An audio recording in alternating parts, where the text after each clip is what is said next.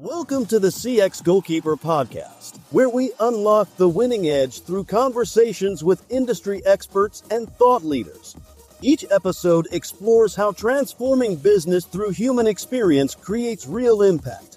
Join us for actionable insights and fresh perspectives that inspire success.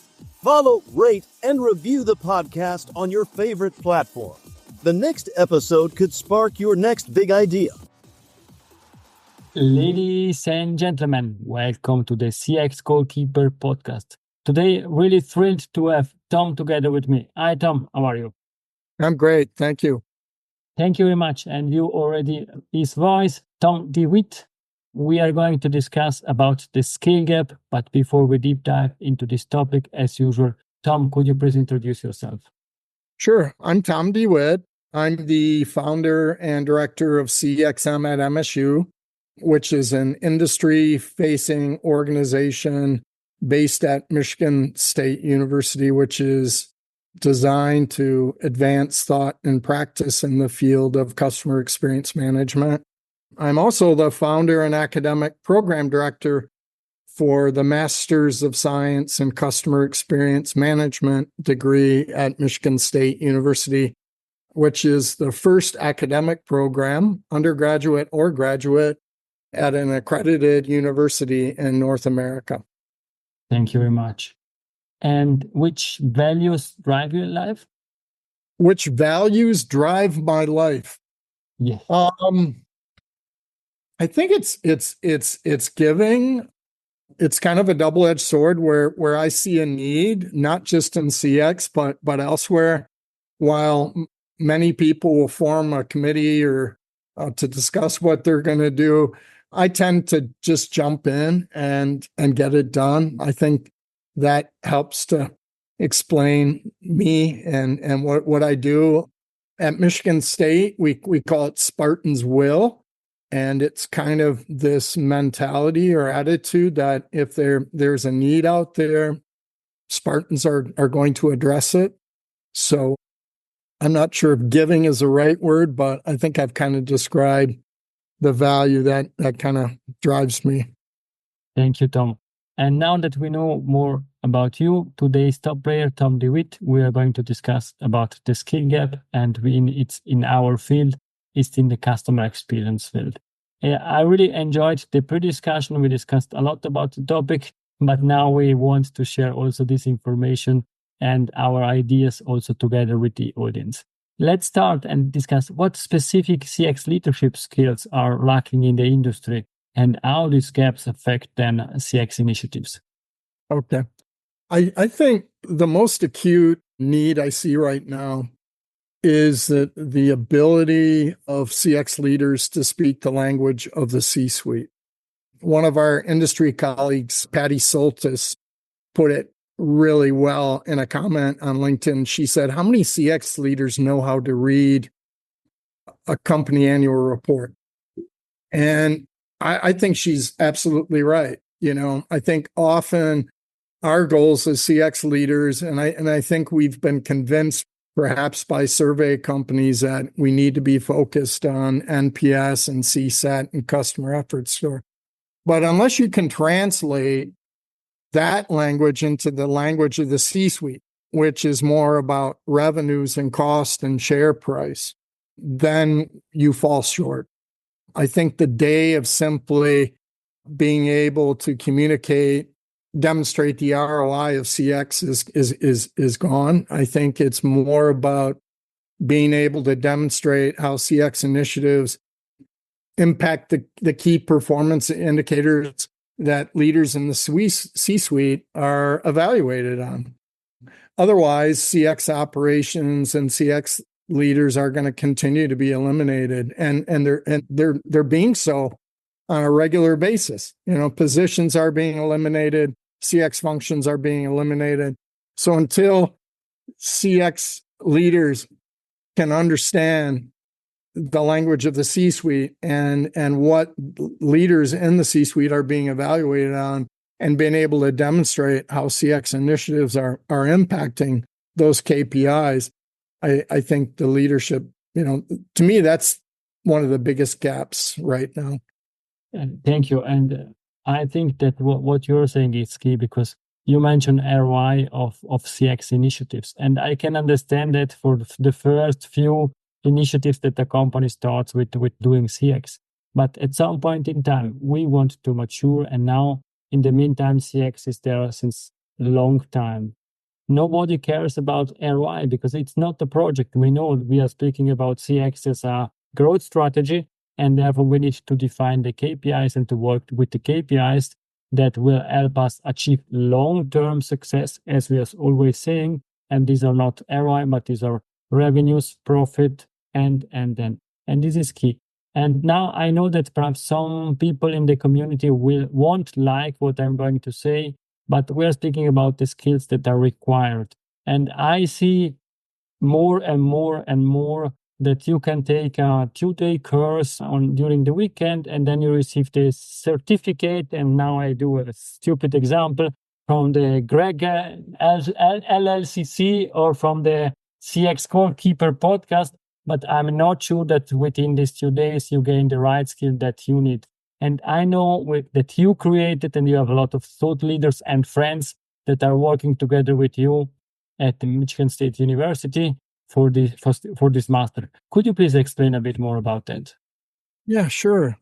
The motivation behind creating the degree was really in looking at LinkedIn profiles of CX leaders and really seeing that these positions were really resting on a house of cards. You would see career trajectories that would make no sense. Can you imagine, for example, someone rising to the role of chief financial officer coming from sales or coming from supply chain management or otherwise? But that's exactly what's happened in our industry, is because there wasn't really a strong foundation and an academic foundation that exists for functions like accounting and finance and marketing and otherwise. You often see that. I've spoken to senior leaders who one day they're CMO, next day they're CXO. I talked to a senior leader at a major telecom company who came from a role in sales in another company, and next thing you know, they're the CXO. So it was that recognition, and also a lot of discussions with industry people who told me the industry is fragmented. And when I asked why, two themes emerged. One were these gaps in skill sets. You and I know the skill set for a CXO or chief customer officer, it's got to cover a lot of bases. It's not simply about gathering and interpreting data or generating journey maps. It's about engaging employees. It's about organizational change. And so it's not just a gap in skill sets, but it's also fragmented in how organizations view CX.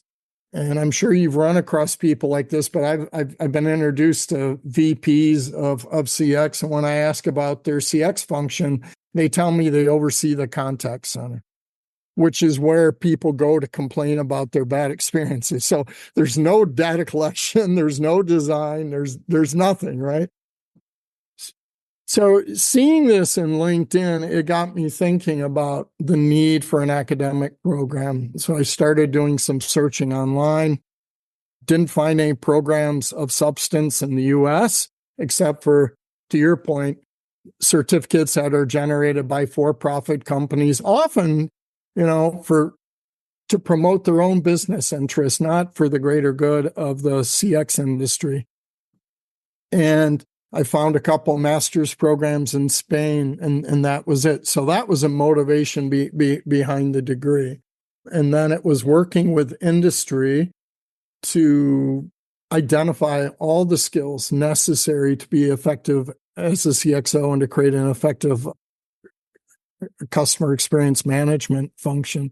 So we literally thought about, if you had to build an organization from the ground to do that effectively, where would you start and what steps would you take? So our courses, there's 15 5-week courses that are taken over 20 months. It's all delivered online. And that's important for people to understand. This program is designed for working professionals to meet them where we are. So we have students as far-flung as Vietnam all the way to South Africa. The majority of our students are on the borders of the U.S. from the East Coast to the West Coast, as are our instructors. So 13 of 15 instructors work in industry. They're senior leaders from industry. Many are names that your audience will recognize, like Mark Slayton, Diane Majors, Lou Carbone, Wayne Simmons, who's a global lead of CX for Pfizer.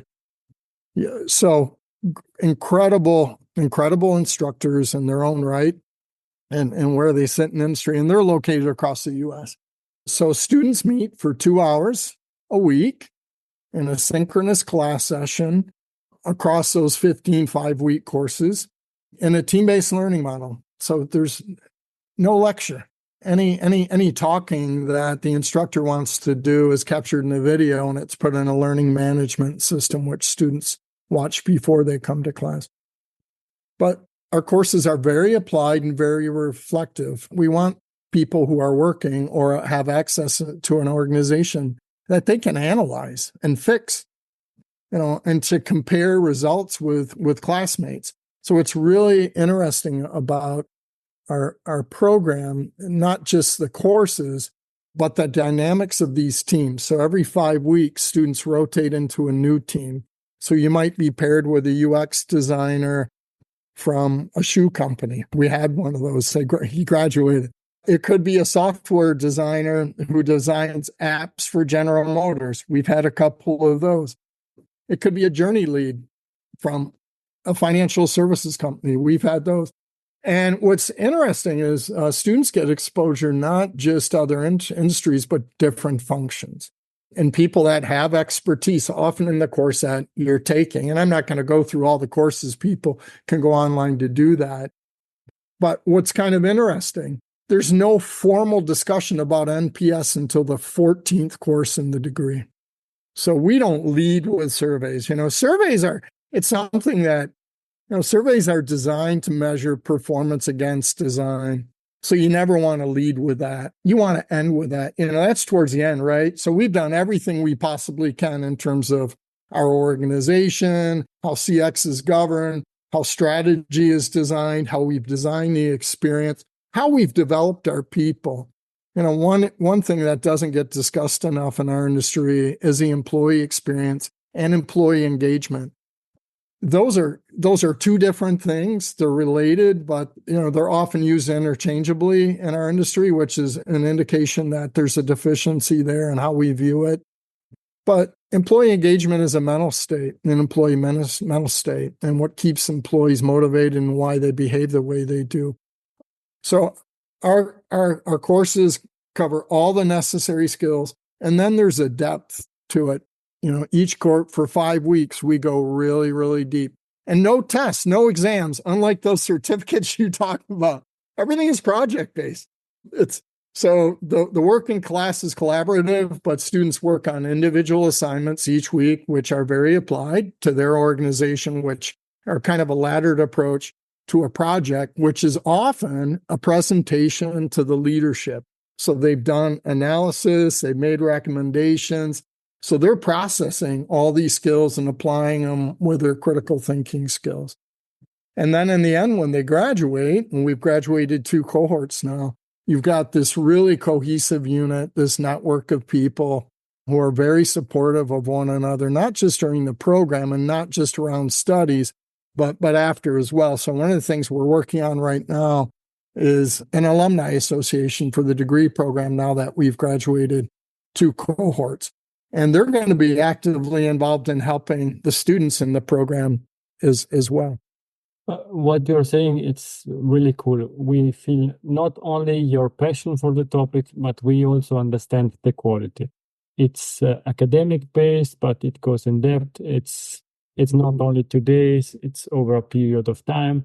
I think it has all the specifics that are required to give these people joining the right insights, the right knowledge, the right wisdom to get better, and then to drive also the most important customer experience roles out there.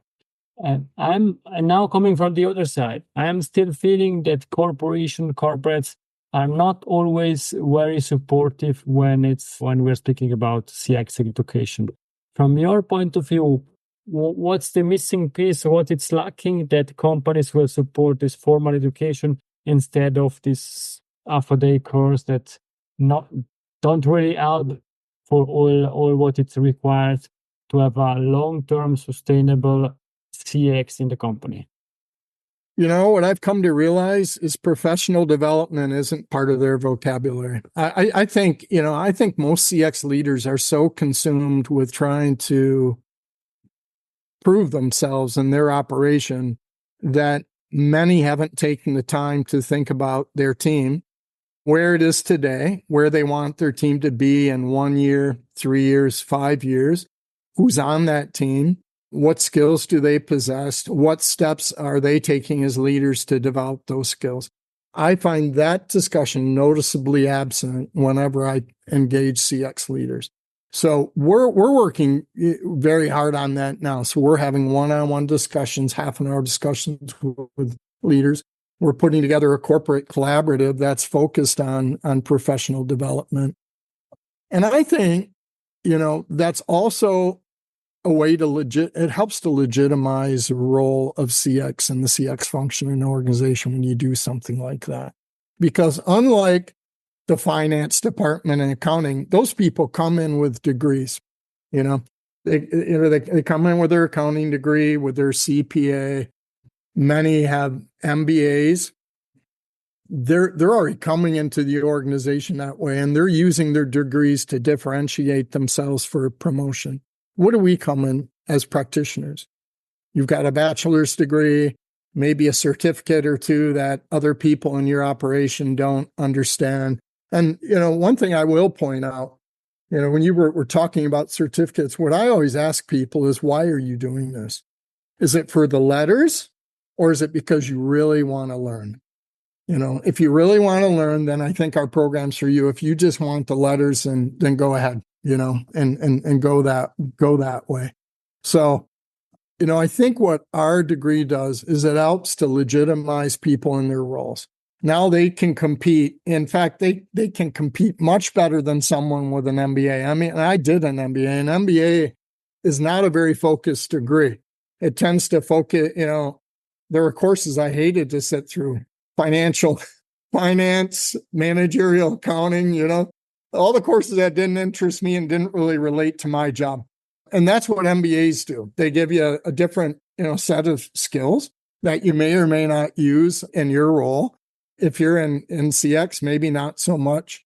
But what our degree does is it helps to legitimize the role of the chief experience officer or even the patient experience director or otherwise.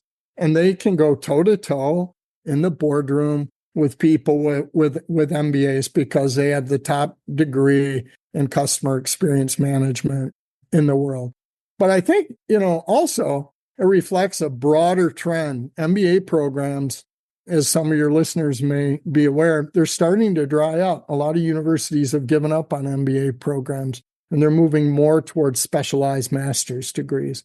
At Michigan State University, we have in the college business, we have 10 different specialized master's degree programs, including ours, in addition to an MBA program and an executive MBA. So I know that was a long answer. I can't even remember the question, but no, that's the perfect answer. And I think you are also going to the next point I would like to discuss with you today. And it's about the future of these skills. You spoke about development going away from general MBAs to specific skills and specific masters. And now back to our functions, to our community, our CX community. How do you foresee this CX skills development evolving in the next years?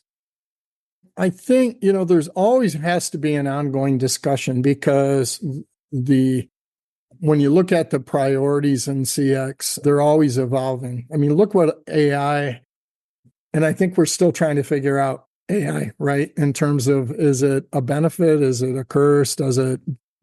And whether it's at a conference or whether it's at a faculty meeting. And for example, we hold monthly faculty meetings where we talk about these issues and talk about how we integrate them into the curriculum. I think it's healthy for CX practitioners. And this is one thing that I think CX people are very good at. It's healthy to engage yourself in as many conversations with fellow practitioners as you can. And we have a monthly roundtable where we talk about these issues. We have conferences we host each year, twice each year. But there's a lot of different venues where you can engage with fellow CX practitioners to understand where are the pressures, where are the demands, where are the deficiencies, and to be part of the solution. Like when I look at our conference, even though we have different tracks, I've learned not to not fill the tracks. I used to do that. I'd look at the core competencies that are reflected in our degree and reflected in the program, because I don't want us to lose sight. I don't want us to get distracted by things like AI. And you've seen a lot of that in the past 2 years. What's the theme? There shouldn't be a theme to a conference, because it's generally the basic skills we screw up on as CX practitioners that we struggle with. When we get distracted by things, and those aren't going to go away. So what I really enjoyed about this year's conference, as I was asking for presentations, is there is a focus, more of a focus in the presentations than I've ever seen before, on proving the viability of CX by demonstrating the business impact. So, the skills necessary are going to evolve because the business necessitates it. We're still figuring out as an industry, as a function, where we fit in the organization. And we haven't quite found that yet. We know we need to be in the C-suite. We know we need to have a say. We need to have a line drawn to the CEO. That's great. But unlike most functions in the organization, we have to be able to work across, I hate to use the word silos, but that's what they are. That's what they become, right? We need to work across different functions in the organization, which requires incredible communication and leadership skills. But then you have things like AI, you have this business impact. So what I do like about our industry and how it deals with things is these topics are being pushed to the forefront and people are sharing. So, I guess I can promote our conference a bit, but what I love about our conference is it's not vendor driven. It's not solution driven. You're not going to be harassed by software suppliers or anybody else as you walk down the hall. It's practitioner driven. So the practitioners are driving the content. Thankfully, we're hitting all of our tracks. But, to my point previously, what's really at the forefront right now is actually the topic that we talked about at the beginning of the program. It's about the customer-centric organization and moving the organization towards customer centricity, but also being able to demonstrate how customer experience management is helping to grow the business. And you laid that out. It's revenues, it's profits, it's market share, and being able to speak the language of the C-suite and doing it. So I think it's, and one of the things that I like about our program, the fact that so many of our instructors are embedded in industry, we can have discussions about trends and new skills, and we can respond immediately to update our courses. So we ask questions around, like we did with AI, where does it belong in your course? How do you support it with activities and readings or videos? And we can do that with most anything, which we do. Tom, I think this is the best way to conclude this main discussion about the skills gap. I know that we discussed high level, but we got really good feeling about what is quality and what is quality education in our field. Now we're coming to an end, but in the extra time, in the last 3 minutes of this podcast, I still have 3 questions for you. Short question with short answers, please. Fast forward, in 10 years from now, we are back on the CX Goalkeeper podcast. What we are discussing about? Probably my retirement and how I've been spending it. I love the program, and I almost said my program. One of my students, I was walking up to meet a group of students for the first time, and I heard one of them said, "There's the founding father." So I love my program. I hope in 10 years' time, I'm still involved in the program and leading the program, and that we're delivering it in multiple ways. And I think in 10 years we'll have undergraduate programs in CX. I really do. I think it's a viable career field and it's worthy of an undergraduate program. So that's what I would love to see in 10 years is an undergraduate program in CX, as well as a full-time master's program and different modes of it. And then hopefully in 10 years, I can enjoy my retirement. I'll be 72. So perhaps you will enjoy that, but we will miss you in the community. But now we still have time to contact you. What's the best way to contact you? The best way to contact me is through LinkedIn. I'm easy to find. If you put Tom DeWitt and CX, I'm going to be at the top of the list, and always love to hear from people. So easy to message, easy to connect with. Thank you. And where we can find the master that you mentioned? Also on LinkedIn, we have our own page. If you put in there masters, in fact, if you Google Masters of Customer Experience Management, we're going to be at the top of the list. If you put Masters of Science and Customer Experience Management, you'll find us on LinkedIn. Thank you. And for the audience, you will find, as usual, all this information also in the show notes. And now we are coming to the last question. Is Tom's golden nugget? It's something that we discussed or something new to leave to the audience? Tom's golden nugget? Is this advice or what? Yes, it's your best advice. The best piece is that you can or want to give to people. Okay. Yeah, the one thing we haven't talked about, and I think this is really important, live internationally, travel internationally. I think CX practitioners in the US, I think in many ways they've got tunnel vision and maybe they think our ways are the best way. I find that international travel and spending time, not just vacationing, living abroad, it really opens my eyes up to what it's like to be a consumer in different cultures and also how organizations or companies meet those needs. Because I would say 90 to 95% of consumer needs are shared globally, but it's how people and organizations respond to those needs in different cultures is so fascinating and it's so invigorating. So I've traveled to over 40 countries. I think I've lived in 5 if you include Hawaii, which I do. And I think to me, that's really shaped who I am and how I view things. So that's my golden nugget. Tom, thank you very much for your time. It was a pleasure to have you on the CX Goalkeeper podcast. It was a pleasure to be. Thank you to the audience. For today, it's everything. Tom, please stay with me. I hope that the audience enjoyed this discussion as much as I did. Thank you very much and see you next time. Bye-bye. If you enjoyed this episode, please share the word of mouth. Subscribe it, share it. Until the next episode, please don't forget, we are not in a B2B or B2C business. We are in a human-to-human environment. Thank you.